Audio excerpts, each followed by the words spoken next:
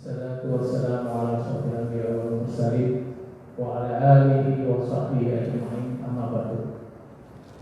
Jamaah sholat subuh Masjid Rakib yang dimuliakan Allah Subhanahu wa taala. Pertama-tama mari kita panjatkan bersyukur kehadirat Allah Subhanahu wa taala yang telah memberikan kita nikmat iman, nikmat sehat, mengingatkan hati kita untuk bersama-sama berkumpul di pagi hari yang cerah ini untuk melaksanakan sholat subuh berjamaah, dan juga insyaallah akan segera kita lanjutkan dengan kajian subuh yang akan disampaikan oleh guru kita Ustaz Adi bin Abdul. Adapun tema yang akan beliau sampaikan adalah judulnya meraih berkah di tanah para nabi. Sekedar mengingatkan karena kita kondisi masih hari ini, jadi mohon untuk protokol kesehatan. Belum hidup ya? Belum hidup. Gitu. Pakai, jadi masker tetap pakai dan jaga jarak juga dipakai selama kita berlangsung. Belum connect ya, tidak ada sinyal. Diinformasikan juga bahwa seperti biasa nanti setelah kajian kita sarapan bersama dan anak-anak atau adik-adik kita akan berkumpul di depan untuk menerima kita yang akan berserta sampah. Mungkin itu kita nanti kita sama-sama niatkan kita sampai datangnya waktu syuruk dan kita mulai kajian subuh dengan Bismillahirrahmanirrahim.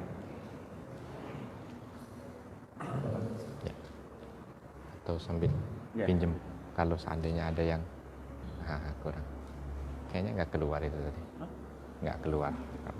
Ini bisa ya, Type C juga. Oh ya, coba nanti kalau misalkan enggak.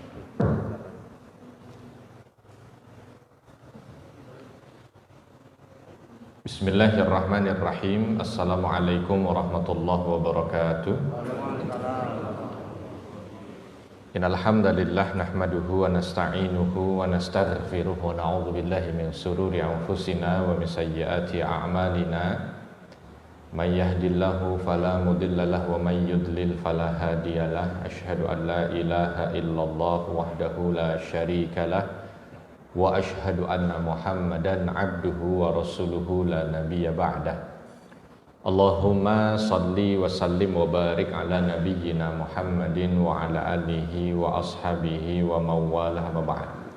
Rabbi shrah li sadri wa yassir li amri wahlul 'uqdatam min lisani yafqahu qawli.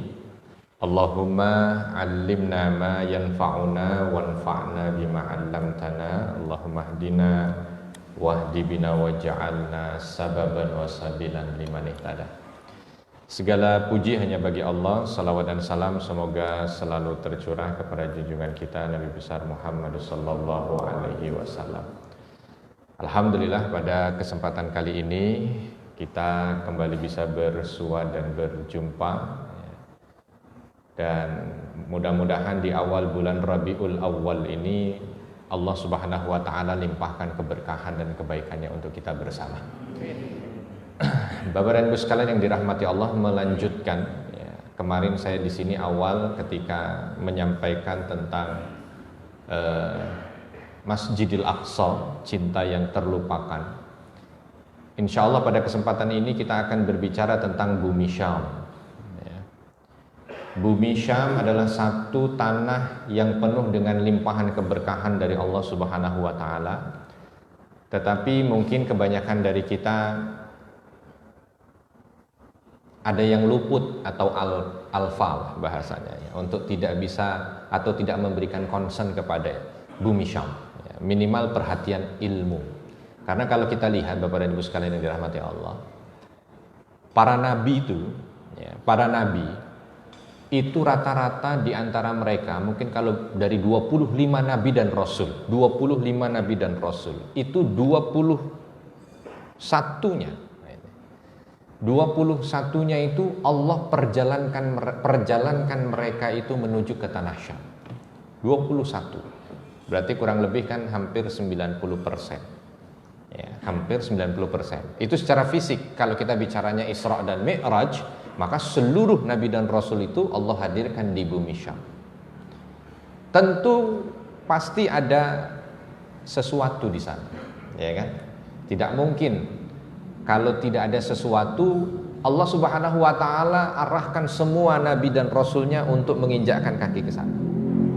Maka kita mencoba untuk melihat ada apa sebenarnya bumi Syam, sehingga tidak luput dari perhatian kita terhadap tanah yang Allah Subhanahu wa taala nobatkan sebagai tanah penuh berkah. Tapi sebelum kita mulai secara teori, saya ada sedikit tayangan yang mungkin nanti bisa dilihat oleh Bapak dan Ibu sekalian.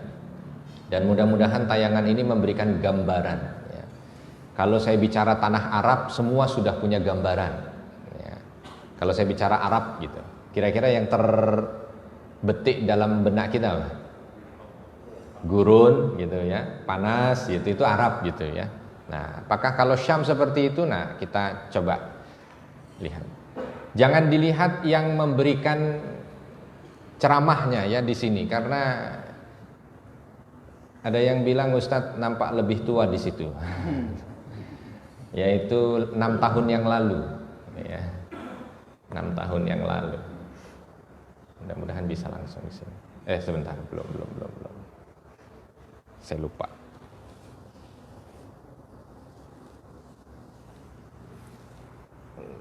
Kita coba wifi dulu. Silakan sambil dinikmati susu kambingnya. Ya.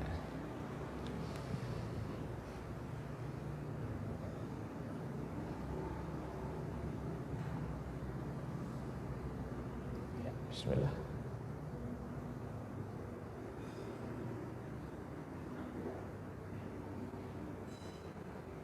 Ya, ini ada gambaran dikit, nggak lama, kita hanya 15 menit.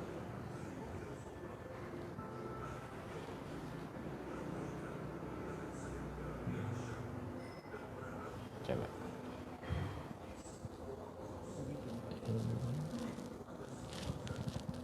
Volume. Koneksi. Coba saya lihat volume.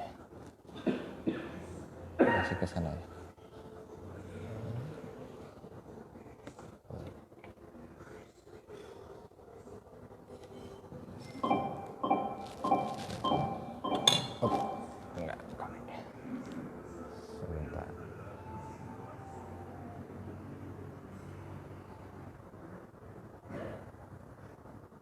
Harusnya sudah terhubung.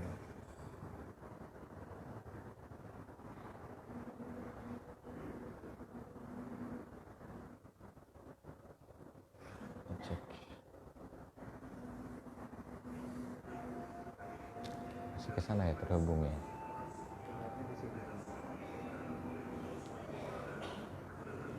Dia keluarnya lewat sini. Oh, keluarnya ke HDMI. Jadi nggak bisa ke sini. Berarti nggak bisa. Suaranya ke HDMI. Oh. Nggak bisa Bluetoothnya ke sini, nggak bisa ya? Kalau telepon mic-nya nggak ada, repotnya gitu. Oke, nggak apa-apa. Nggak ada.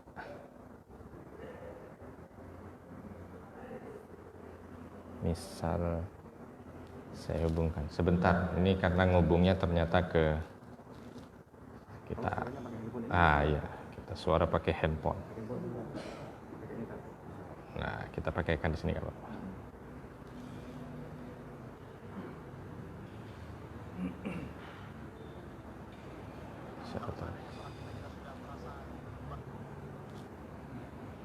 Kita coba ini matikan dulu HK.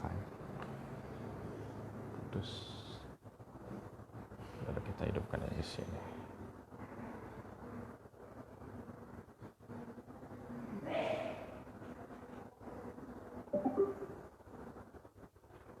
Kita cek. Oke. Bisa hidup. Coba kita tambah. Bahwa Rasulullah bersabda, dan para nabi tinggal di Syam dan tidak ada sejengkal pun. Kita sesuaikan dengan gambarnya. Nah, agak berat PR-nya.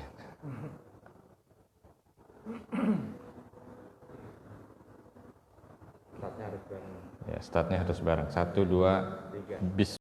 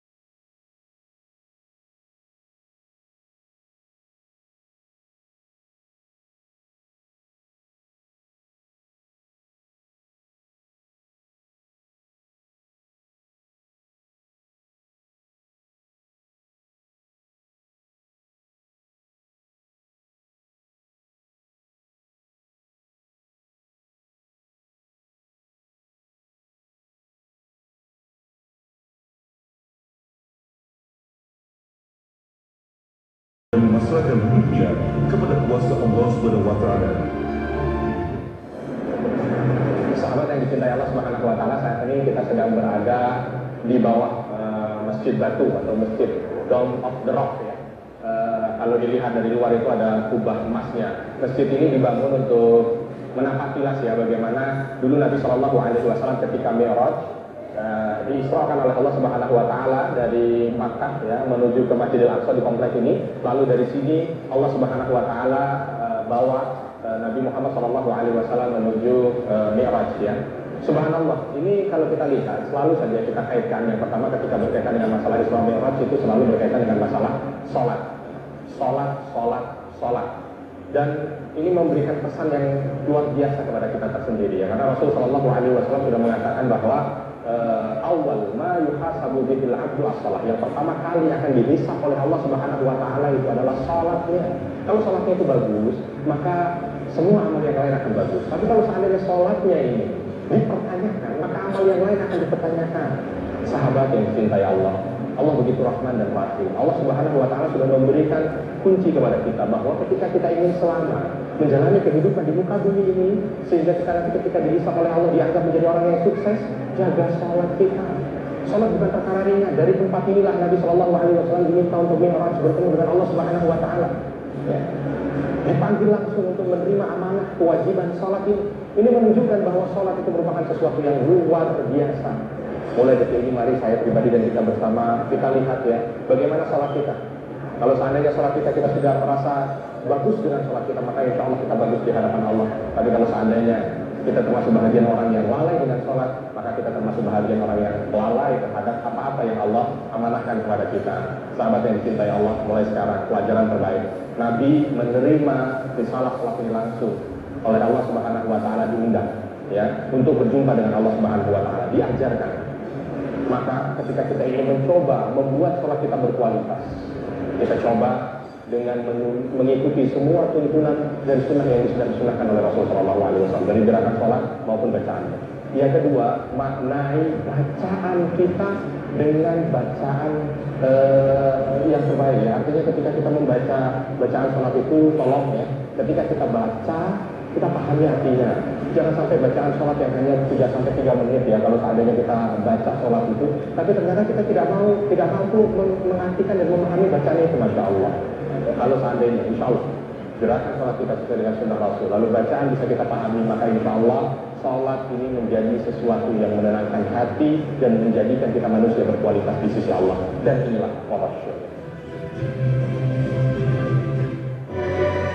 Tanah Syam dan Palestina menjadi lokasi penting saat akhir zaman tiba.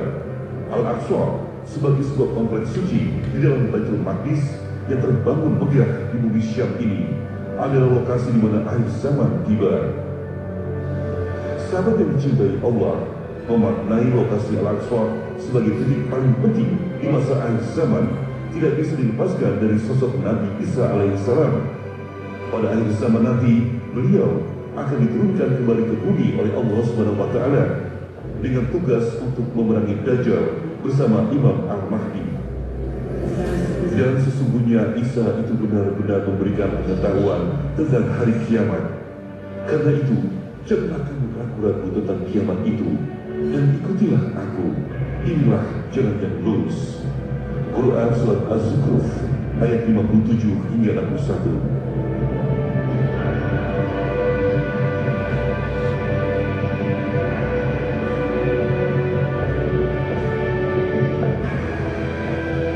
Sahabat yang dicintai Allah Subhanahu Wa Taala, saat ini saya sedang berada di komplek Masjidil Aqsa.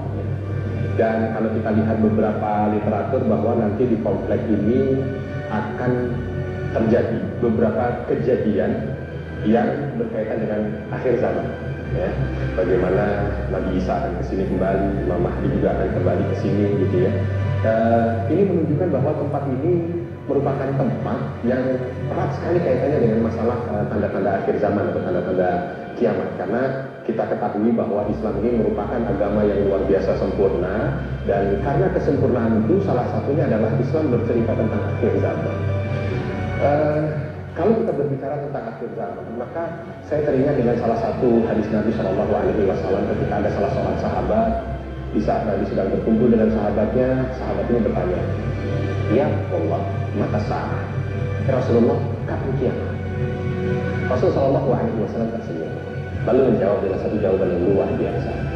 Maka ista'adatlah, wahai sahabatku, apa yang sudah kau persiapkan untuk kiamat itu? Masya Allah, pertanyaan yang menyentuh sekali. Ternyata fokus Nabi Shallallahu Alaihi Wasallam bukan hanya sekedar pada kiamat kita, karena kiamat itu pasti terjadi, itu keyakinan kita dan akidah kita. Tetapi ada yang jauh lebih penting dari itu. Apa itu?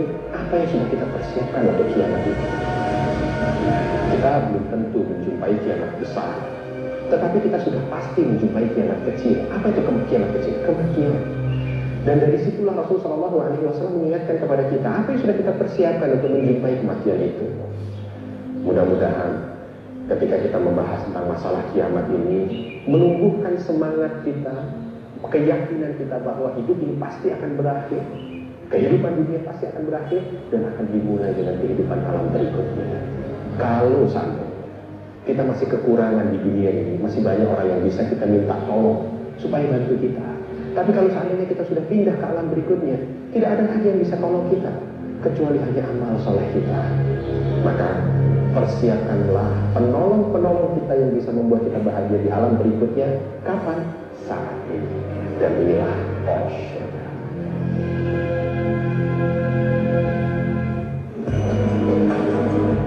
Sahabat yang dicintai Allah, para Nabi utusan Allah SWT banyak diturunkan di negeri Palestina dan sekitarnya, sehingga jejak langkah kaki para Nabi utusan Allah dalam berdakwah mengesahkan Allah SWT terukir abadi di negeri para Nabi Palestina. Hal ini dibuktikan dengan banyaknya peninggalan sejarah Islam. Salah satunya adalah adanya makam-makam para Nabi utusan Allah SWT, seperti makam Nabi Ibrahim alaihissalam, makam Nabi Shu'aib alaihissalam, makam Nabi Musa alaihissalam, makam Nabi Dawud alaihissalam, makam Nabi Yunus alaihissalam, dan makam Nabi Sulaiman alaihissalam. Dan siapakah yang lebih baik agamanya daripada orang yang ikhlas menyerahkan dirinya kepada Allah, sedang ia pun mengerjakan kebaikan dan ia mengikuti agama Nabi Ibrahim yang lurus, dan Allah mengambil Ibrahim menjadi kesayangannya. Quran Surat An-Nisa ayat 125. Sahabat yang dicintai Allah, Hebron adalah nama lain dari Al-Khalil, nama yang disematkan pada Nabi Ibrahim alaihissalam. Kota ini terletak di tepi barat Palestina, letaknya 30 km ke arah selatan dari Yerusalem. Di kota ini terdapat makam Nabi Ibrahim alaihissalam dan istrinya Siti Sarah. Mereka dimakamkan di sebuah gua yang disebut dengan gua para leluhur atau Maghfilah.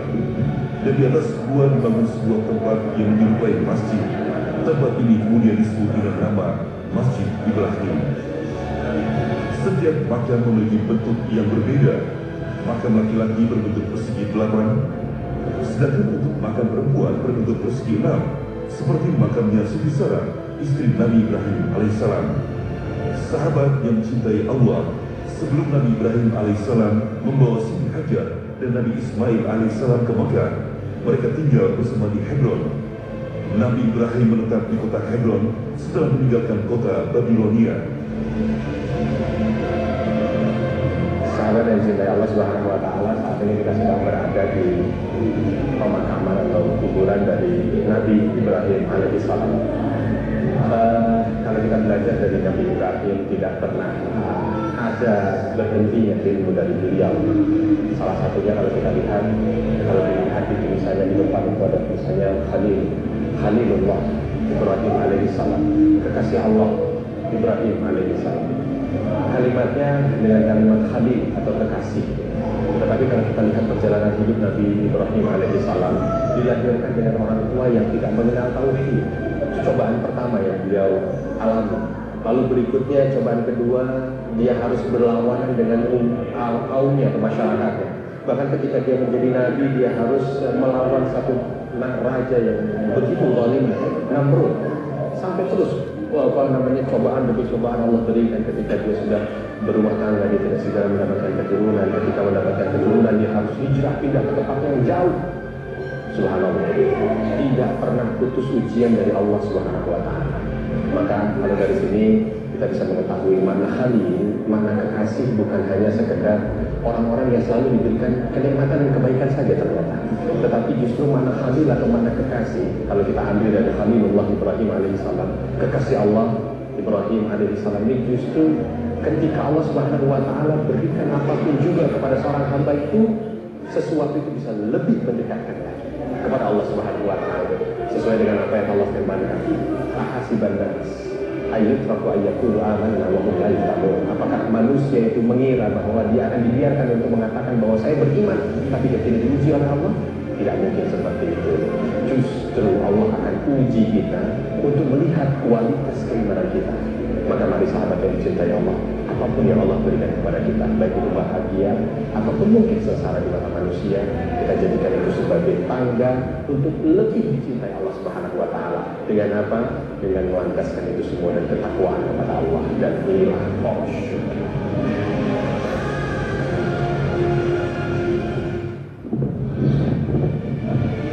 Saat tinggal di Hebron inilah istri Nabi Ibrahim alaihissalam, yakni Siti Hajar, melahirkan seorang putra yang diberi nama Ismail.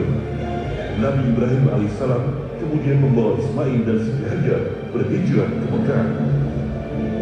Setelah selesai pembangunan Ka'bah, Nabi Ibrahim kembali ke Hebron, Palestina hingga wafat. Sesudah Siti Hajar dan Ismail hijrah ke Mekah, tidak lama kemudian Siti Sarah pun hamil dan melahirkan seorang putra yang diberi nama Ishak. Kelak ketika diangkat menjadi Nabi, Ishak alaihissalam meneruskan dakwah yang disampaikan oleh ayahnya Nabi Ibrahim alaihissalam, yakni senantiasa mengisahkan Allah dan meninggalkan sembahan kepada berhala-berhala. Nabi Ishak alaihissalam dikenal sebagai seorang nabi yang sangat soleh dan jujur. Kepadanya diberikan sejumlah keistimewaan dengan sifat kelembutan dan kasih sayang. Sahabat yang dicintai Allah, di belakang ini ada makam dari Siti Sarah ya. Kalau kita lihat subhanallah, ini komplek pemakaman dari keluarga Nabi Ibrahim ini mengandung makna yang luar biasa. Salah satunya adalah istri beliau Sarah yang sudah mendampingi Nabi Ibrahim alaihissalam selama hidup mereka. Apalagi kalau kita lihat ya, Sarah diuji oleh Allah Subhanahu wa Ta'ala dengan lama 30 kilo dari keturunan, sampai ketika usianya lebih dari 80 tahun baru Allah Subhanahu wa Ta'ala berikan keturunan ini kepada Sarah. Tetapi yang luar biasa ini, kalau kita lihat Ishak, putra dari Nabi Ibrahim dan Sarah, ini justru menjadi nabi, artinya orang soleh yang luar biasa. Nah, dari sini kita bisa ambil pelajaran gitu, bagaimana Sarah yang kala itu sudah berusia 80 tahun diberikan keturunan oleh Allah Subhanahu wa Ta'ala, tetapi di usia 80 tahun itu beliau tetap bersemangat untuk bisa mendidik putra, sehingga putranya itu bisa menjadi nabi ya. Dari sini ini pelajaran buat para ibu gitu ya. Yang pertama, putra dan putri itu adalah amanah ya, yang Allah Subhanahu wa Ta'ala berikan kepada kita. Jadi kalau seandainya kita tahu bahwa ini adalah amanah, maka hendaknya sebagai orang tua, apalagi ibu yang merupakan pendidikan atau pendidik awal buat anak-anak itu, harusnya mampu sekuat tenaga apapun kelemahan yang mungkin Allah berikan kepada kita. 80 tahun itu bukan usia kecil, 80 tahun itu sudah usia yang sangat tua, sepuh lanjut usia. Tetapi justru itu tidak menurunkan semangat Sarah untuk mendidik putranya itu, sehingga ketika besar diberikan Allah Subhanahu wa Ta'ala, maka bukan hanya Ishak saja, seluruh keturunan, kebanyakan dari keturunan Ishak itu menjadi nabi. Maka Nabi Ibrahim disebut sebagai bapak para nabi, dan paling banyak nabi-nabi adalah dari keturunan Ishak, artinya kembali kepada Sarah. Mudah-mudahan para ibu di tanah air mengambil semangat dari Sarah ini. Apapun mungkin kelemahan yang ada pada kita, kelemahan usia, kelemahan ekonomi, kelemahan sosial, kelemahan pendidikan, itu jangan jadikan alasan untuk bisa menjadikan anak kita menjadi orang yang mulia di dunia dan mulia di sisi Allah Subhanahu wa Ta'ala. Dan itulah khusyuk.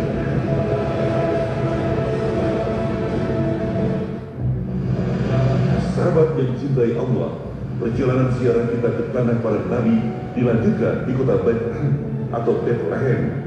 Bethlehem yang berada di wilayah Palestina ini merupakan kota budaya dan wisata rohani. Umat Islam maupun Nasrani meyakini di kota inilah Nabi Isa alaihissalam lahir. Kota Bethlehem berada di wilayah tepi barat Palestina. Sejak tahun 1995, otoritas Palestina memegang kekuasaan penuh atas kota ini. Sebelumnya, sejak perang di tahun 1967, Bethlehem berada di bawah kekuasaan Israel. Sahabat yang dicintai Allah, di kota Bethlehem inilah Allah menunjukkan kekuasaannya dalam kisah kelahiran Nabi Isa alaihissalam. Nabi Isa alaihissalam dilahirkan oleh wanita suci bernama Maryam bin Imran. Suatu ketika Maryam didatangi oleh malaikat Jibril. Malaikat Jibril memberi penjelasan kepada Maryam akan dikaruniai oleh Allah Subhanahu wa taala seorang anak laki-laki meskipun tidak bersuami. Dia Jibril berkata, "Sesungguhnya aku hanyalah utusan Tuhanmu untuk menyampaikan anugerah kepadamu seorang anak laki-laki yang suci." Dia Maryam berkata, "Bagaimana mungkin aku mempunyai anak laki-laki? Padahal tidak pernah ada orang laki-laki yang menyentuhku dan aku bukan seorang pezina." Dia Jibril berkata, "Demikianlah Tuhanmu berfirman, hal itu mudah bagiku dan akan kami menjadikannya suatu tanda atau kebesaran Allah bagi manusia dan sebagai rahmat bagi kami, dan hal itu adalah suatu urusan yang sudah diputuskan." Quran Surat Maryam ayat 19 hingga 21. Sahabat yang dicintai Allah, di belakang kita ini terhampar kota Bethlehem, ya. Dan kalau seandainya kita bercerita tentang kota Bethlehem, tidak bisa lepas dari kisah Nabiullah Isa alaihissalam. Jadi kalau seandainya kita lihat banyak dari kisahnya, salah satunya adalah Nabi Isa ini seperti apa yang disampaikan oleh Allah Subhanahu wa taala dalam surah Al-Anbiya, bahwa termasuk bahagian yang nafakhna min ruhina, yang diberikan kehidupan itu dari rohnya, ya. Artinya begini, Nabi Isa itu tidak memiliki ayah, hanya memiliki seorang ibu. Di dalam kacamata manusia tidak mungkin ada seorang anak kalau seandainya tidak ada laki-laki dan perempuan. Tetapi dengan izin Allah di sini, justru Allah Subhanahu wa taala ingin menunjukkan kekuasaannya ketika ada seorang wanita mampu memiliki putra tanpa seorang ayah, dan itu adalah Nabi Isa alaihissalam. Bahkan kalau seandainya kita lihat, ya, ketika Allah Subhanahu wa taala berfirman, "A'udzubillahi minasyaitonir rajim, inna matsala Isa 'indallahi kamatsali Adam," bahwa permisalan Nabi Isa itu di sisi Allah Subhanahu wa taala seperti permisalan Nabi Adam. Ya, bagaimana Allah menciptakan Nabi Adam dari tanah, lalu qala lahu kun fayakun, dikatakan kun fayakun, jadi maka jadilah. Kalimat kun fayakun ini menanamkan akidah kepada kita. Kadang-kadang kita ketika menjumpai satu masalah, ketika kita menjumpai satu keinginan, ada di kacamata kita ini tidak mungkin, ini mustahil, tidak mungkin terjadi. Padahal Allah Subhanahu wa taala sudah memberikan fitrahnya beberapa kali bahwa ada yang tidak mungkin di mata manusia, mustahil di mata manusia, tetapi ketika Allah menginginkan, menakdirkan, maka itu akan terjadi. Sahabat yang dicintai Allah, mari keyakinan kita kepada Allah kita kuatkan, keyakinan kepada Allah kita tingkatkan, bahwa ketika Allah menghendaki sesuatu, walaupun semua manusia tidak menghendaki, maka itu pasti terjadi.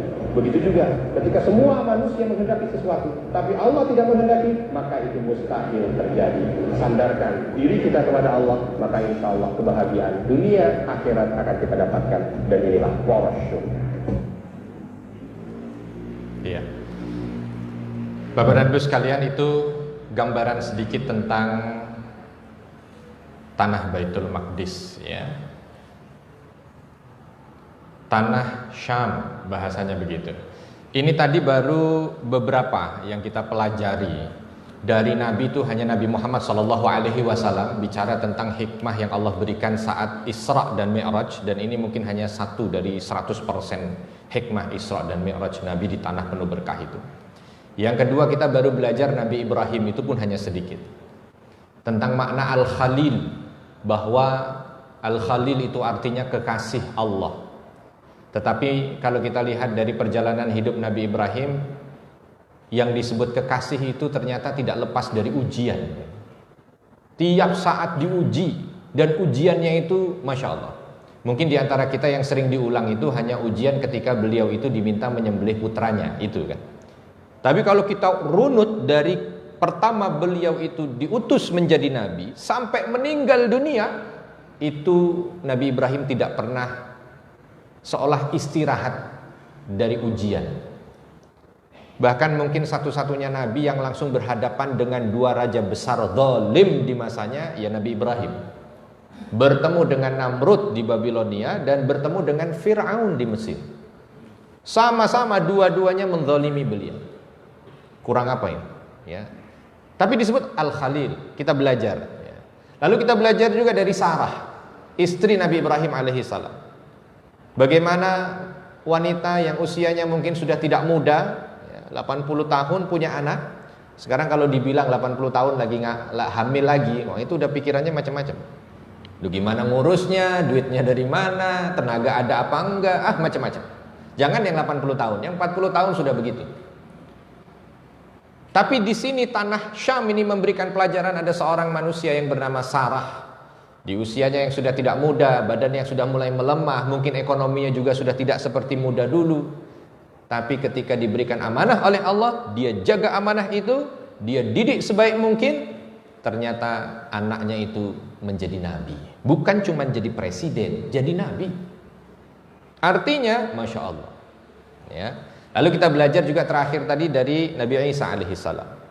Bagaimana Nabi Isa ini menjadi pelajaran juga buat kita, bahwa sesuatu yang mustahil di mata manusia itu tidak ada yang mustahil di mata Allah. Seolah mengingatkan kita, menampar kita kembali. Dalam kehidupan dunia ini biasanya kita itu selalu hanya sekedar berdasar pada teori logika dunianya. Ini kalau menurut otak nggak masuk, menurut teori nggak masuk, menurut logika nggak masuk. Akhirnya seolah itu mustahil.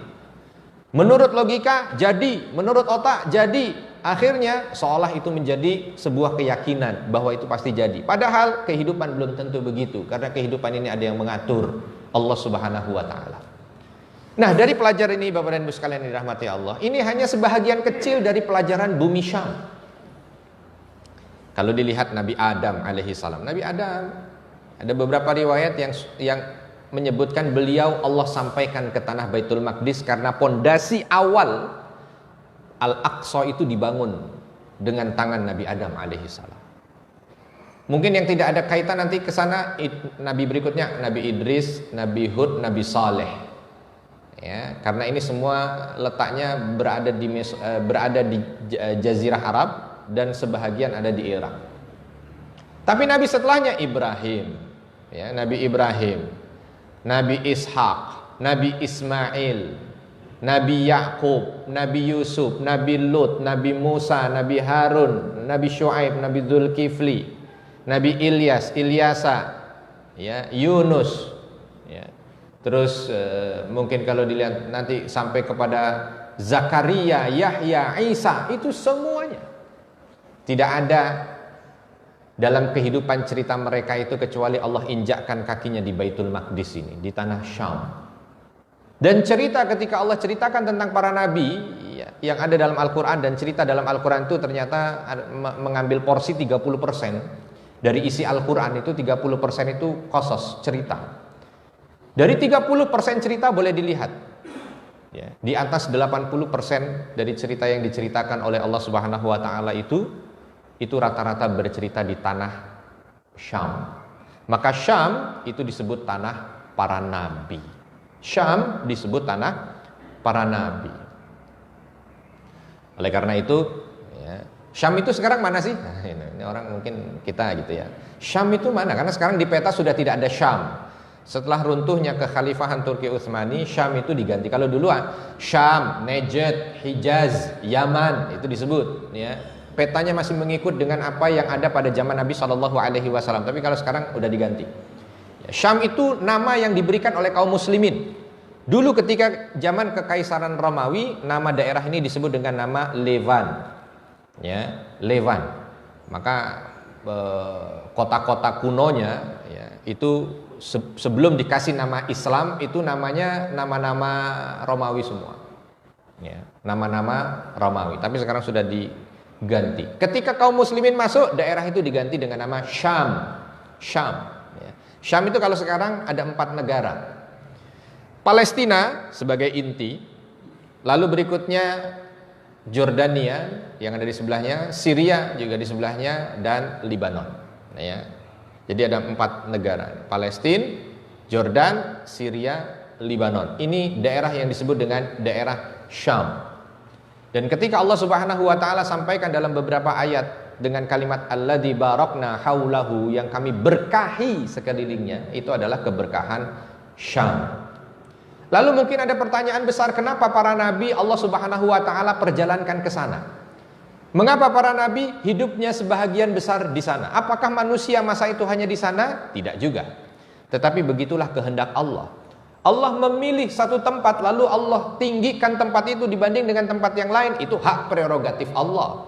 Contoh sekarang, kenapa dipilih Arafah untuk kumpul jamaah haji? Kenapa tidak dipilih Puncak? Kenapa tidak dipilih Swiss? Kenapa tidak dipilih mana lagi? Tempat yang dingin, sejuk, nyaman, enak, pemandangannya juga kalau zikir itu jadi lebih nyaman gitu. Dibanding tanah tandus, padang pasir, bebatuan, kalau musim panas di atas 50 derajat, itu kalau jangan zikir bisa tenang. Ngurus badan saja kepanasan, banyak keringat, udah repot. Banyak yang bilang begitu. Makanya kalau lagi mabit di Mina, itu rata-rata banyak yang tidak ambil nafarsani. Pokoknya yang cepat aja deh, supaya bisa segera.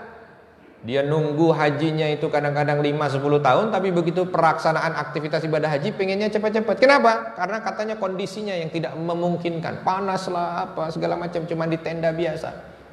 Kenapa nggak dipindah di tempat yang sejuk, indah, tempatnya dibikin seperti villa-villa. Jadi di situ itu jangan cuma 5 hari, sebulan pun betah. Nah, gitu ya.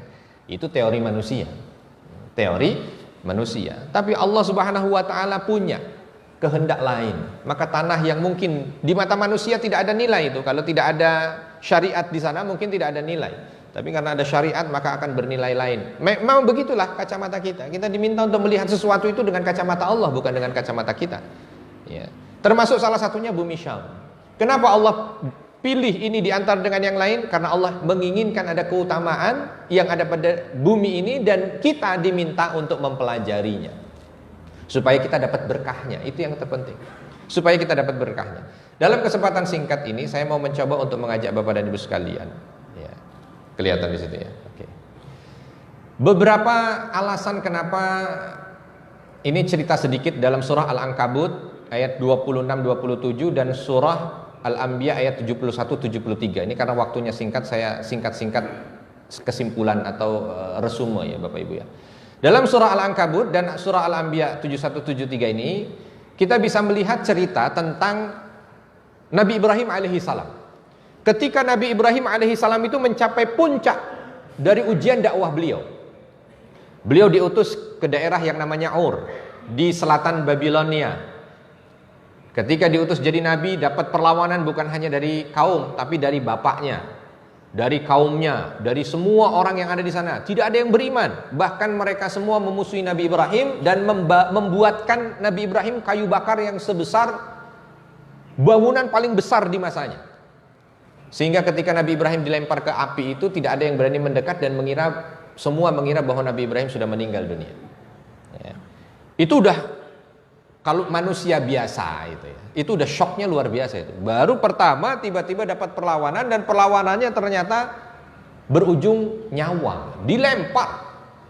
Tapi selesai di situ Allah selamatkan Nabi Ibrahim. Allah bukan minta Nabi Ibrahim istirahat. Allah minta Nabi Ibrahim segera menuju Babylon lagi, ibu kotanya. Dan di sana diminta langsung bertemu dengan Namrud, raja. Dakwah langsung. Siapa Namrud? Nabi SAW menyampaikan di atas muka bumi ini sebenarnya hanya ada 4 raja yang kekuasaannya memang paling besar. Hanya 4 raja saja. 2 kafir, 2 muslim, kata Nabi SAW. Siapa 2 kafir? Yang kafir, yang satu adalah Namrud dan yang kedua Nebukadnezar. Ini yang kekuasaannya meliputi timur dan barat. Yang muslim, siapa yang beriman? Juga 2. Satu Dzulqarnain dan yang kedua Nabi Sulaiman alaihissalam. Ya, Nabi Sulaiman alaihissalam. Kita ini kan dulu. Beli gimana?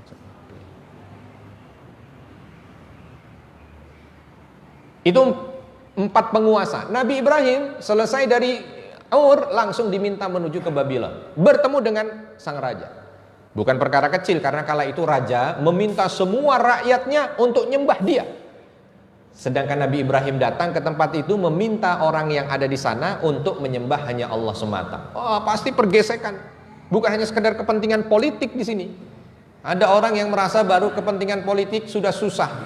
Untuk bergerak susah. Ini bukan kepentingan politik semata ini. Ada yang lain, kepentingan keyakinan, dan Nabi Ibrahim sendirian datang ke sana. Tapi dengan izin Allah dan kekuatan yang Allah berikan kepada Nabi Ibrahim berhasil untuk bertemu ya dengan siapa? Dengan Namrud. Lepas dari Namrud ditolak, ya, dizolimi, dihukum, tapi Allah selamatkan menuju ke Haran. Haran bukan tempat istirahat. Di situ diminta untuk dakwah kepada satu kaum yang terkenal dengan keganasannya. Kala itu dia menyembah bintang, Nabi Ibrahim diminta datang dan mengajak mereka untuk menyembah hanya kepada Allah Subhanahu wa taala. Kalau kaumnya itu lembut-lembut, open, terbuka, nah itu enak. Ini kaumnya terkenal dengan keganasannya, terkenal dengan kezolimannya. Memang bukan raja, tapi kaum yang terkenal dengan kezoliman. Nabi Ibrahim datang ke sana, ditolak juga dan diberikan hukuman yang taruhannya nyawa. Akhirnya, nah di puncak dari 3 tempat, bayangkan 3 tempat itu. Kalau orang sekarang sudah kepentok gitu. 3 tempat. Kala itu baru Nabi Ibrahim alaihissalam diberikan satu kabar gembira dengan masuk Islamnya Lut, yang nanti akan menjadi Nabi Lut alaihissalam. Nabi Lut ini adalah keponakan Nabi Ibrahim, anak daripada saudaranya yang bernama Haran. Masuk Islam, dan masuk Islamnya itu menjadikan berita gembira tersendiri. Dan setelah itu Allah perintahkan Nabi Ibrahim dan Nabi Lut kala itu ketika sudah puncak, udah bingung mau kemana lagi. Maka kalimatnya muhajirun ilallah. Kita akan pergi menuju Allah Subhanahu wa taala. Kita sudah tidak tahu lagi mau kemana kita. 3 tempat yang ada kita terusir. Baru Allah Subhanahu wa taala perintahkan, ya, untuk datang menuju ke tanah yang penuh dengan keberkahan. Pergi kamu Ibrahim dan Lut, aku selamatkan kalian menuju ke tanah yang penuh dengan keberkahan. Itu yang disebutkan oleh Allah Subhanahu wa taala dalam surah Al-Anbiya ayat 71, 72 dan 73. Akhirnya Allah Subhanahu wa taala bawa Nabi Ibrahim dan Lut bersama dengannya juga Sarah, karena kala itu Sarah putri seorang raja yang ada di Babylon dan menyatakan keislamannya di hadapan Ibrahim alaihissalam. Ya, berangkat. Nah, pertanyaannya sekarang, di antara banyaknya cerita para nabi yang begitu modelnya, di saat lagi dalam kondisi terpuruk, titik nadir Allah minta ke Syam. Pergi ke Syam, semuanya. Bukan hanya Nabi Ibrahim, Nabi Musa contoh misalkan, kalau kita ambil beberapa nabi. Di saat sudah begitu keras tekanan Fir'aun yang begitu memberatkan Bani Israel kala itu, diminta kemana? Diminta pulang, pergi ke Syam. Begitu juga Nabi Muhammad sallallahu alaihi wasallam. Ini nggak bicara nabi yang lain. Nabi yang lain sama ceritanya begitu. Ini kita bicara nabi langsung beberapa pilihan saja. Nabi Muhammad sallallahu alaihi wasallam. Nabi Muhammad sallallahu alaihi wasallam kapan di-Isra dan Mi'rajkan? Kapan di-Isra'kan? Kapan diperjalankan dari Mekah menuju ke Baitul Maqdis itu? Di tahun ke-10 dari kenabian. Yang tahun itu disebut sebagai Amul Huzn, tahun kesedihan. Kenapa disebut tahun kesedihan? Karena di tahun itu pamannya meninggal dunia, istrinya yang tercinta Khadijah radhiyallahu anha meninggal dunia. 2 penyokong dakwah beliau meninggal dunia. Pamannya menyokong secara politik, istrinya Khadijah menyokong secara ekonomi. Meninggal dunia. Bersamaan dengan itu, kafir Quraisy makin keras tekanannya, bahkan mengusir Nabi Muhammad SAW, sehingga beliau harus pergi. Perginya kemana? Ke Taif. Di Taif apa diterima? Tidak diterima. Dilempari batu sampai sekujur tubuhnya berdarah. Pulang tidak diterima oleh orang Mekah. Lalu bagaimana? Gak bisa masuk Mekah. Sampai akhirnya ada satu kabilah yang memberikan jaminan keamanan pada Nabi Muhammad SAW dengan Zaid bin Harithah kala itu, sehingga bisa masuk ke Mekah. Baru setelah itu dalam kondisi titik nadir itu sudah seolah agama dakwah ini hancur gitu. Udah banyak orang yang murtad karena melihat Nabi begitu lemah dan rentan. Tapi ternyata di titik itu Allah perjalankan Nabi Muhammad menuju ke tanah penuh berkah itu. Berangkat dulu. Jadi Isra dan Mi'raj ini bukan hanya sunnahnya untuk Nabi Muhammad sallallahu alaihi wasallam, tapi sunnah para nabi begitu. Begitu ada masalah, Allah berangkatkan ke sana. Begitu ada masalah, Allah berangkat ke sana. Begitu ada masalah, Allah berangkatkan ke sana. Maka kita akan lihat ini. Coba kita lihat bagaimana salah. Bagaimana cerita ini bisa dilihat di situ ada slide. Mungkin slide-nya bisa dilihat.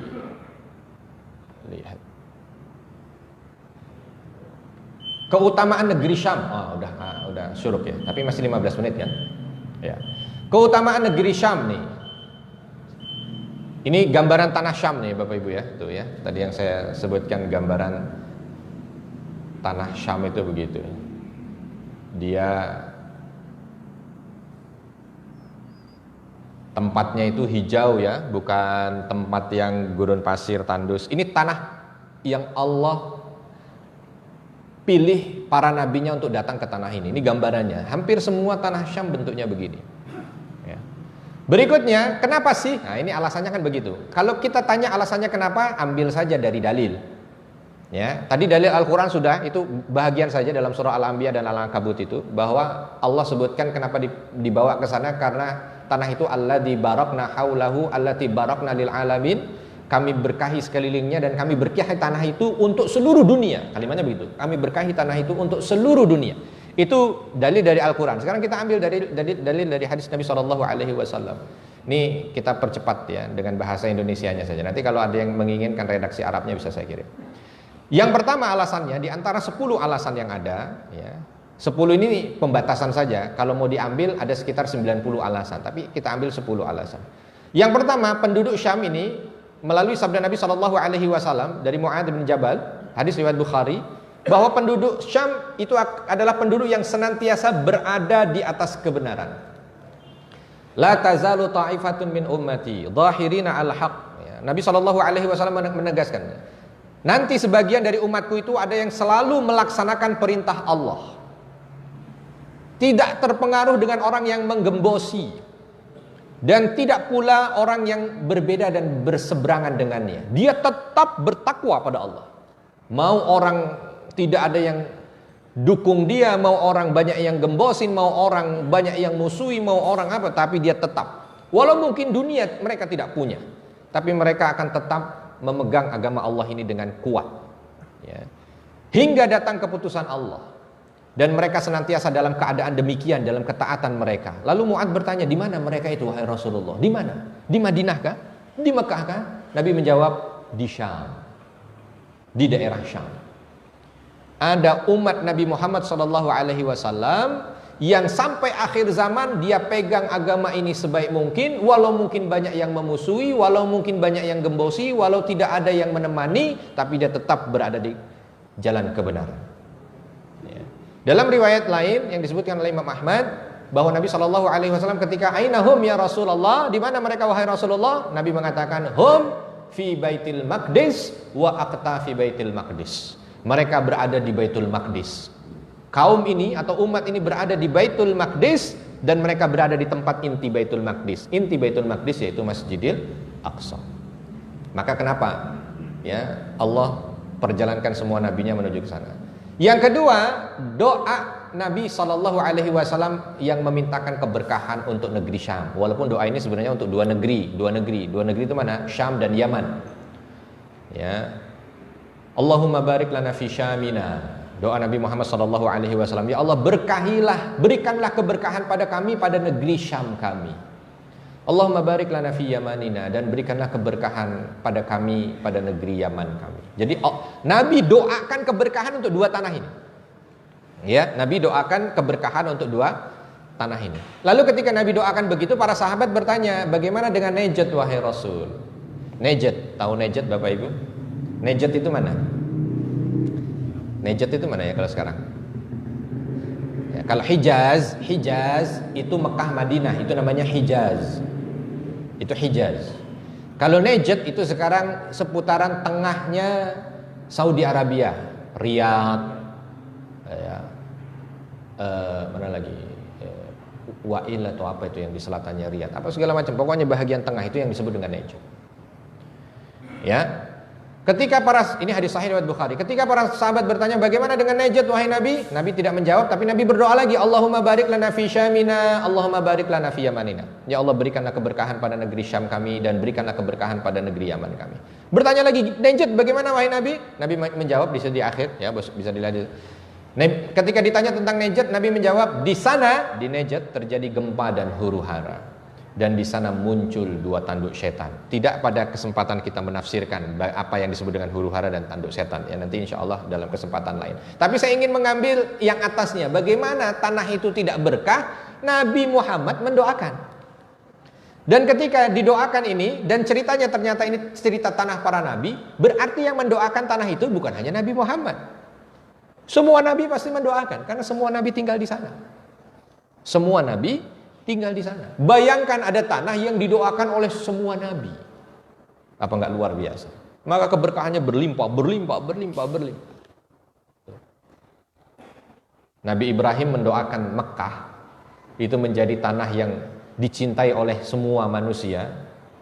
Itu satu Nabi Ibrahim. Terkabul, dan tidak ada hati manusia saat ini yang ada iman dalam hatinya tidak suka dengan Mekah, itu tidak ada. Itu doa satu nabi. Berkahnya Mekah sudah begitu. Bagaimana dengan Syam yang didoakan oleh semua nabi?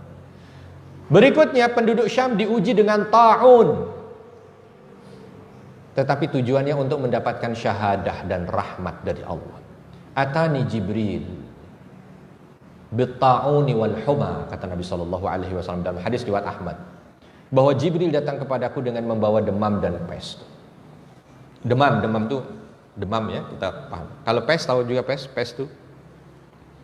itu ta'un, ya, penyakit yang disebabkan oleh virus. Itu kalau artinya mungkin pes itu hanya dari tikus saja, tapi sebenarnya bukan hanya itu. Seperti kita sekarang ini ta'un juga, ya, COVID, ya, corona. Lalu apa yang disampaikan oleh Nabi Muhammad SAW? Jadi Jibril datang kepada Nabi bawa demam dan virus, gitu bahasanya. Lalu Nabi mengatakan, aku tahan demam di Madinah. Jadi demam itu Nabi minta supaya di Madinah, dan aku lepas virus ke negeri Syam. Ya, ini bukan keburukan, karena dua negeri ini dua negeri baik, ini Madinah dan Syam. Makanya kalau ada yang datang ke Madinah demam di sana, ya, mungkin sebahagian yang begitu. Itu kebaikan, ya, tanda kebaikan. Nanti ada beberapa hadis lagi yang berkaitan dengan penyakit demam yang ada di Madinah. Nabi SAW sampaikan, aku tahan demam di Madinah dan aku lepaskan pes, ta'un, virus di Syam. Kenapa? Karena meninggal karena virus bagi mereka yang beriman itu merupakan syahid, mati dalam kebaikan. Sedangkan rahmat juga bagi mereka. Sedangkan bagi orang kafir itu kehinaan. Jadi Nabi seolah menginginkan agar orang yang ada di Syam ini meninggalnya itu syahid.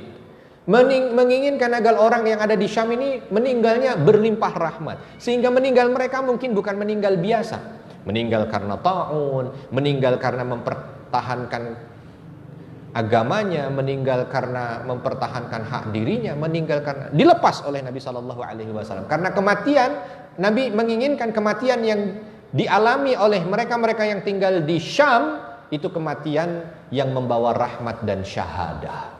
Doa dari Nabi. Maka wajar sampai akhir zaman ini Al-Mahdi walau diutusnya dari timur, dibaiatnya di Mekah, sebelumnya dari Madinah, tapi ujung-ujungnya datangnya ke Baitul Maqdis, ke Syam. Dajjal diutus dari Khurasan, dikeluarkan dari Khurasan, keliling dunia, seluruh dunia dia putar, tapi ujung-ujungnya datang ke Syam, ke Baitul Maqdis. Nabi Isa yang sudah lama Allah Subhanahu wa taala angkat di langit, nanti diturunkan, begitu turun juga di Baitul Maqdis di Syam. Akhir zaman ceritanya tentang yang seperti itu. Banyak terjadi kejadian besar. Ya'juj dan Ma'juj menghabisi seluruh dunia. Tidak jumpa dia dengan orang beriman kecuali dibunuh. Tidak jumpa dengan orang beriman kecuali dibunuh. Tapi begitu sampai di Syam, ternyata disitulah akhir hayat mereka semua. Ya. Walaupun dari ujian-ujian itu pasti akan berat buat penduduk Syam. tapi ternyata beratnya itu ada nilai kebaikan yang Allah berikan pada penduduk Syam. Negeri Syam, negeri yang dinaungi oleh sayap malaikat. Tuba li Syam, kata Nabi SAW dalam hadis riwayat Ahmad. Beruntung negeri Syam, ya Allah. Yang ngomong beruntung Nabi Muhammad, Bapak Ibu SAW. Apa nggak luar biasa? Andai ada seorang soleh saja bilang ke kita, beruntung BSD. Oh, itu aja udah senang kita. Ya. Ini Nabi, penghulu para Nabi. Nabi Muhammad SAW mengatakan, Tuba li Syam, beruntung negeri Syam. Lalu para sahabat bertanya, lima ya Rasulullah, kenapa wahai Nabi? Apa yang membuat Syam itu menjadi beruntung? Kenapa? Malaikatur Rahman, malaikat rahmat itu membentangkan sayapnya di atas negeri Syam dari awal diciptakan sampai kiamat. Malaikat rahmat, malaikat rahmat yang datang memberikan rahmat, membentangkan sayapnya dari ujung negeri Syam sampai ujung negeri Syam, dari awal negeri Syam dicipta sampai nanti hari kiamat. Apa enggak luar biasa? Ya. Rahmat dinaungi, dan itu yang disabdakan oleh Nabi Muhammad SAW. Berikutnya, Syam adalah negeri iman dan Islam ketika terjadi huru hara. Nabi SAW pernah bermimpi, Bapak Ibu. Ketika beliau bermimpi, ya, dari bawah alas tidur beliau itu ditarik tiang, ya, dan tiang itu langsung begitu panjang menuju ke satu tempat, dan Nabi mengikuti, pandangan Nabi mengikuti kemana dibawa tiang itu. Tiang itu berubah menjadi cahaya besar, cahaya terang. Sampai saking terangnya, tapi Nabi menginginkan untuk terus melihatnya. Sampai saking terangnya Nabi mengira mata beliau akan buta. Tapi beliau tidak mau lepas dari sinar itu. Mau dibawa kemana itu sinar? Ini mimpi beliau. Lalu sinar itu diarahkan, atau tiang cahaya itu diarahkan menuju ke Syam. Berarti dari Madinah dibawa menuju ke Syam. Dan aku lihat bahwa bila fitnah atau konflik terjadi, maka iman itu terletak di negeri Syam.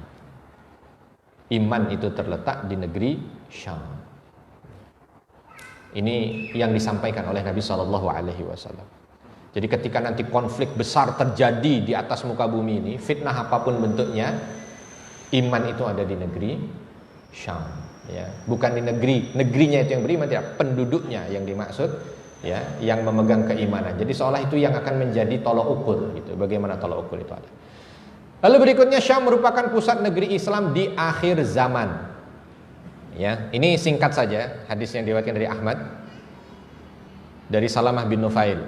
Ketika beliau berjumpa dengan Nabi Muhammad SAW, beliau bercerita, dan cerita ini yang akhirnya membawa Nabi SAW menyampaikan hadisnya yang panjang tentang cerita akhir zaman. Salah satunya cerita tentang Malhamah Kubro atau peperangan besar di akhir zaman. Maka semuanya itu cerita yang disampaikan oleh Nabi itu tidak ada disebut negeri lain kecuali hanya negeri Syam saja. Bagaimana kalian akan bergabung dengan orang-orang Romawi memerangi orang ketiga di negeri Syam, dan ketika mereka berhasil untuk dikalahkan, kalian masuk ke Konstantin, tapi tidak lama dari sana kalian akan kembali menuju ke Syam sampai di satu bukit, ya.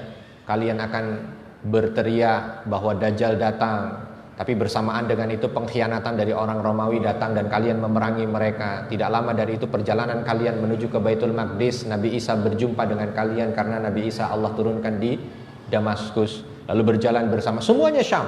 Sampai cerita Dajjal, perang akhir zaman, dibunuhnya di Syam. Sampai Ya'juj Ma'juj di Syam, semuanya Syam. Ya. Maka Syam itu bukan cerita awal zaman saja, bukan cerita para nabi dahulu tidak, tapi cerita akan datang, muaranya juga berada di tanah ini. Syam adalah benteng umat Islam terakhir pada saat Malhamah Kubro. Ini cerita dari Auf bin Malik, hadis riwayat Imam Ahmad juga. Sama, kurang lebih begitulah. Ya. Pasukan terbaik akhir zaman berada di Syam. Ini yang disampaikan oleh Nabi SAW. Bahwa Nabi menceritakan nanti di akhir zaman ada satu pasukan di Syam, satu pasukan di Yaman, satu pasukan di Irak. Ya. Lalu Nabi ketika ditanya oleh sahabat, pilihkan untukku mana yang harus aku ikuti ketika aku mungkin disampaikan oleh Allah di akhir zaman. Pasukan di Syam, pasukan di Irak, ataukah pasukan di Yaman? Maka Nabi SAW menyampaikan, jika kalian sampai pada masa itu, maka pilihlah Syam. Hendaklah kalian memilih Syam, karena Syam adalah negeri pilihan Allah. Disampaikan oleh Nabi SAW. Berikutnya, Syam menjadi mulia karena menjadi tempat kematian Dajjal. Ada satu daerah yang namanya Lud. Sampai sekarang daerah itu namanya masih Lud. Nabi mengatakan dalam sabdanya, nanti Dajjal membuat keonaran di muka bumi ini. Gak lama, 40 hari aja, tapi hancur bumi ini karena ulahnya. Hampir semua manusia murtad karena ulahnya. Porak-poranda bumi ini karena ulahnya.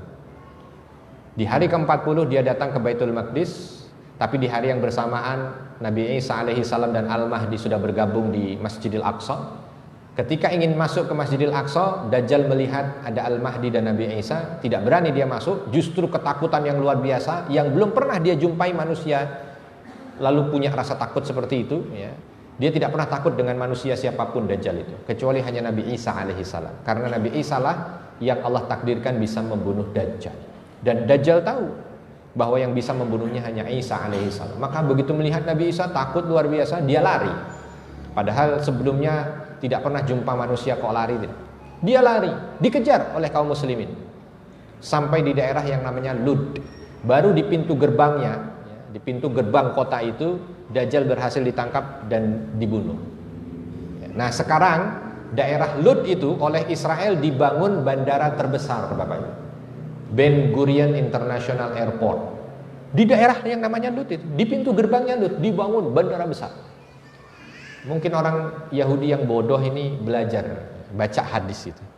Akhirnya apa? Dia bikinkan bandara dulu. Tujuannya apa? Begitu Dajjal sampai di sana, sebelum Nabi Isa datang, langsung disiapkan pesawat pribadi, sehingga pergi. Ya, orang Yahudi ini bukan pintar, bodoh. Jangan heran kalau datang ke sana banyak sekali tempat-tempat yang nggak masuk di akal mereka bangun, mereka sediakan, mereka tempati, mereka hancurkan, mereka apa? Semuanya ada urusannya dengan hadis Nabi SAW ketika bicara akhir zaman. Karena di agama mereka, baik di dalam tanah Taurat atau yang lainnya itu nggak ada cerita tentang akhir zaman, nggak ada. Ada tapi hanya kecil. Cerita akhir zaman itu paling banyak di mana? Di dalam Islam. Karena memang Islam agama akhir zaman. Maka ceritanya detil. Kalau buku mereka, kitab mereka, detilnya itu tentang Nabi akhir zaman. Detil. Ciri-cirinya, sampai fisiknya, sampai zamannya, masanya bagaimana, detil. Maka ketika mereka jumpa Nabi Muhammad, sebenarnya hati kecil mereka nggak memungkiri. Karena memang betul apa yang ada dalam kitabnya. Nah kalau cerita akhir zaman nggak ada mereka. Cerita akhir zaman ada di kita. Maka kita kalau cerita akhir zaman detil sampai begini, tandanya begini. Itu hanya ada di kita. Maka kita patut untuk berbahagia dan menjaga warisan itu. Supaya betul-betul kita memahami. Ya. Itu Yahudi dibikin. Begitu ada cerita tentang Gorkot, mereka budidayakan. Begitu ada cerita tentang akhir zaman itu apalagi misalkan. Contoh. Banyak macam lah. Kalau datang ke sana itu, begini, ternyata begini. Semuanya dibuat. Pintu di mana di Masjidil Aqsa nanti yang akan dimasuki oleh Nabi Isa dan Dajjal akan melihat Nabi Isa dari pintu itu. Pintu ini sekarang udah dicor, ditutup. Pintu yang lain boleh buka, pintu itu dicor. Ya kalau ditanya ngapain pintu itu dicor? Alasannya macam-macam. Tapi kalau mau dilihat ya alasannya mereka baca hadisnya takut. Bahaya ini, bahaya. Tutup. Babur Rahmah itu namanya. Kalau sering ikuti berita dari sana. Nah kaum muslimin banyak di situ. Kalau lagi teriak Allahu Akbar, Allah itu kocar-kacir mereka. Ketakutan sendiri kayak paranoid gitu. Ya. Padahal kaum muslimin bukan Nabi Isa yang teriak Allahu Akbar di situ, bukan Al-Mahdi. Hanya kadang-kadang wanita-wanita karena tidak boleh datang ke sana kecuali wanita. Udah wanita-wanita tua, bahasa kita mak-mak gitu ya. Masuk ke ruangan itu lalu teriak Allahu Akbar, itu bingung. Tentara-tentara bingung. Syam itu merupakan titik tolak dan titik temu. Ini hadis terakhir ya. Oke, hadis terakhir. Syam merupakan titik tolak dan titik temu. Dari ketika sahabat ditanya oleh salah seorang istrinya, minta dijelaskan tentang Baitul Maqdis. Kenapa Nabi selalu saja nyebut tentang Baitul Maqdis? Selalu saja sebut keutamaan tentang Syam. selalu saja mengharapkan agar nanti sahabatnya kalau memungkinkan berangkat menuju ke Masjidil Aqsa. Maka Maimunah ini bertanya, aftuni, berikan jawaban dan fatwa padaku tentang Masjidil Aqsa atau Baitul Maqdis. Maka Nabi mengatakan bahwa Baitul Maqdis itu ardul mahsyari wal mansyar, titik di mana manusia ini disebar ke seluruh dunia, dan titik di mana manusia nanti akan ditarik berkumpul kembali di sana. U'tuhu fasallu fi, datang ke sana dan sholat di dalamnya. Karena sholat di sana bernilai 1000 kali sholat di tempat yang lain. Ini saya kira yang bisa saya sampaikan kaitan dengan Syam, dan mudah-mudahan ini menjadi salah satu tambahan wawasan dan keimanan kita. Kalau mungkin sekarang ini kita hanya selalu peduli dengan tanah air gitu ya. Oh, tanah air, tanah air, tanah air. Ingat, sebagai orang beriman kita punya 2 tanah yang harus dijaga. Satu tanah air, dan yang kedua tanah suci. Jangan lupa. Tanah air ini urusannya dengan jasad kita. Kita lahir di sini, kita besar di sini, kita dapat rezeki di sini. Tapi tanah suci urusannya dengan akidah kita. Urusannya dengan iman kita. Ya. Maka kenapa kok Allah senantiasa sebut tanah suci itu ya di Al-Qur'an, Mekah, Madinah, Aqsa, Mekah, Madinah, Aqsa, agar kita tidak lupa bahwa kita ada tanah yang perlu kita jaga, tanah yang perlu kita rawat selain daripada tanah air. Kalau tanah air, insya Allah secara fitrah kita akan jaga dia. Ya, tidak akan kita biarkan dia untuk terjadi apa-apa. Nah, tanah suci, ini yang perlu untuk dipupuk agar kecintaan kita kepada 3 tanah suci ini terus membara, sehingga dalam aktivitas kita itu iman dan akidah kita mencerminkan kecintaan kita kepadanya. Kalau ada kesalahan saya mohon maaf, dan kepada Allah mohon ampun. Kita tutup dengan kafaratul majelis. Subhanakallahumma wa bihamdika asyhadu an la ilaha illa anta astaghfiruka wa atubu ilaik. Assalamualaikum warahmatullahi wabarakatuh.